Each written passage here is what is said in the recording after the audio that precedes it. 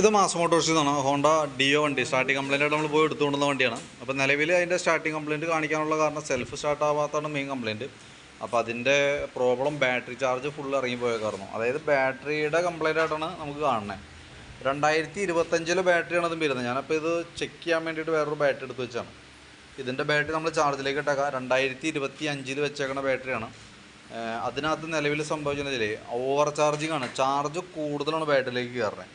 അപ്പോൾ ഞാൻ വേറൊരു ബാറ്ററി വെച്ചിട്ട് ഞാൻ ചെക്ക് ചെയ്ത് കാണിച്ചു തരാം. അപ്പോൾ ഇതിനകത്ത് നിലവിൽ നമുക്ക് 12.5 വോൾട്ട് ബാറ്ററിയാണ്. 12 വോൾട്ട് ബാറ്ററിയാണ്. 12.5 വോൾട്ട് മാക്സിമം ഫുൾ ചാർജുള്ള ബാറ്ററി എന്ന് പറയുമ്പോൾ 13 വോൾട്ടൊക്കെയാണ് സാധാരണ വരാറ്. അപ്പോൾ നിലവിൽ നമ്മൾ അതിൻ്റെ ബാറ്ററി ചാർജ് ചെക്ക് ചെയ്യുന്നുണ്ട്. ചെക്ക് ചെയ്ത് വിടുന്ന സമയത്ത് നമുക്ക് ഈ വണ്ടിയുടെ ഇതുമ്പോൾ ഇരിക്കണ ഈ റെക്ടിഫയർ യൂണിറ്റാണ് കംപ്ലൈൻറ്റ്. ഈ ഇരിക്കണ യൂണിറ്റ് കേട്ടോ.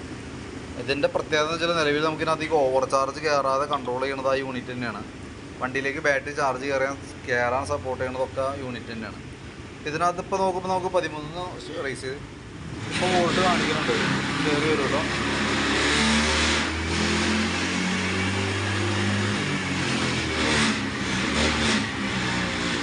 ഇതേപോലെ കാണിക്കുന്നുണ്ട്. ചില സമയങ്ങളിൽ വോൾട്ട് ഇതിനകത്ത് ഒട്ടും കയറാത്തൊരു കണ്ടീഷൻ വന്നിട്ടുണ്ട്. ചില സമയങ്ങളിൽ 16.5 വോൾട്ട് മുകളിലേക്കൊക്കെ പോകുന്നുണ്ട്. അപ്പോൾ അങ്ങനെ വരുമ്പോഴത്തേക്കും ബാറ്ററി സ്റ്റേബിളായിട്ടല്ല ചാർജ് ആവണം. അതാണ് അതിൻ്റെ മെയിൻ കംപ്ലയിൻറ്റ്. അപ്പോൾ റെക്ടിഫയർ യൂണിറ്റ് മാറ്റി വെച്ചിട്ട് വേണം നമ്മൾ ബാറ്ററി ചാർജ് ചെയ്ത് കയറ്റാനായിട്ട്. ഓൾറെഡി നമ്മുടെ ബാറ്ററി ഓവർ ചാർജ് വന്നിട്ടുണ്ടെങ്കിൽ ബാറ്ററി കംപ്ലയിൻറ്റ് വരാൻ സാധ്യത കൂടുതലാണ്. പക്ഷേ വാറണ്ടിയിൽ ഉള്ളതുകൊണ്ട് നമുക്ക് എന്തെങ്കിലും കംപ്ലയിൻറ്റ് ഉണ്ടെങ്കിൽ പോലും മാറ്റി കിട്ടും. കംപ്ലയിൻറ്റ് ഉണ്ടെങ്കിൽ മാറ്റി കിട്ടും. പക്ഷേ നമ്മൾ ഈ കംപ്ലയിൻറ്റ് കാണിക്കുന്നത് റെക്ടിഫയർ യൂണിറ്റ് കൈയോടെ മാറ്റി കളയാമെന്നുള്ളതാണ്. കാരണം വെച്ചാൽ ഈ റെക്ടിഫയർ ഇരുന്ന് കഴിഞ്ഞാൽ പിന്നീടും ഇതേപോലെ തന്നെ വരും, വീണ്ടും കംപ്ലയിൻറ്റ്സ് വരും. അപ്പോൾ നിലവിൽ ബാറ്ററി ഓവർ ചാർജിങ് വന്നാലും ബാറ്ററി കംപ്ലയിൻറ്റ് വരും. ബാറ്ററി ചാർജ് കയറണമെങ്കിലും കംപ്ലയിൻറ്റ് കാണിക്കും കേട്ടോ.